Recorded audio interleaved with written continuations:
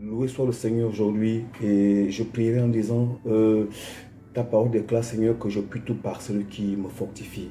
Viens ce matin fortifier mon cœur et que tout en moi soit transformé. Seigneur, viens illuminer les yeux de mon cœur. Viens changer mon entendement spirituel. Viens bouleverser mon fort intérieur. Viens, Seigneur, me donner la capacité de comprendre ce que toi tu comprends, de voir ce que toi tu vois, de dire ce que toi tu dis et de faire ce que toi tu fais. Que ton nom soit glorifié au nom de Jésus.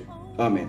Alors aujourd'hui, nous sommes toujours dans notre thème de grandir pour atteindre la maturité spirituelle, étant toujours dans notre texte de base de Luc chapitre 22, verset 31 à 33. Alors en se rappelant que Jésus a dit à Pierre, mais moi j'ai prié pour toi, et afin que ta foi ne défaille, et quand tu seras converti, affermis tes frères, oui. Jésus l'a si bien dit parce que il leur avait révélé que Satan vous a réclamé. Alors, est-ce que les apôtres ont été secoués? Oui. Est-ce que Pierre a renié Jésus? Oui. Est-ce que les apôtres ont fui? Ils ont abandonné le Seigneur? Oui. Et est-ce que pour ça, le Seigneur les a abandonnés? Non plus. Mais Jésus les avait avertis parce qu'il fallait qu'ils sachent que la mission, ce n'était pas une mission simple.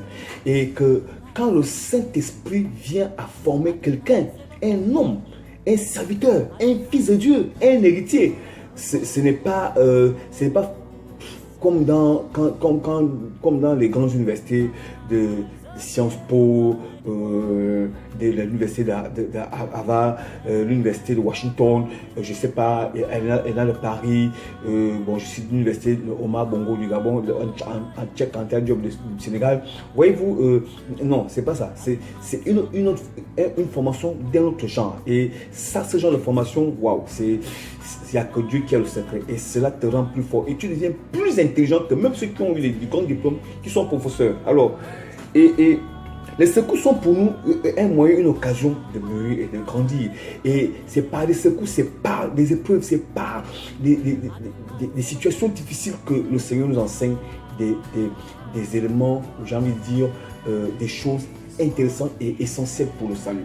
Alors, vous savez, chaque serviteur a un témoignage. Et le témoignage de chaque serviteur de Dieu, c'est que dans telle situation, Dieu m'a révélé telle chose. Et tout le monde, qu'il soit au nord, au sud, est, ouest, blanc, noir, indien, chinois, dès lors que tu es chrétien et que tu as embrassé la carrière excellente du ministère dans l'œuvre de Christ, il faudra savoir que la formation du Saint-Esprit sera aussi forte et aussi rude. Et il faut tenir ferme. Et la Bible déclare que je puis tout par celui qui me fortifie. Alors, n'abandonne pas. Ne renie pas. Et j'ai envie de dire, ne te relâche pas. Sois fort, sois ferme et avance parce que Dieu est avec toi dans ce que tu es en train de faire. Et demain, nous allons voir des choses encore intéressantes que le Seigneur va nous révéler. Et nous allons voir des exemples plus concrets. Que le Seigneur vous bénisse. Amen.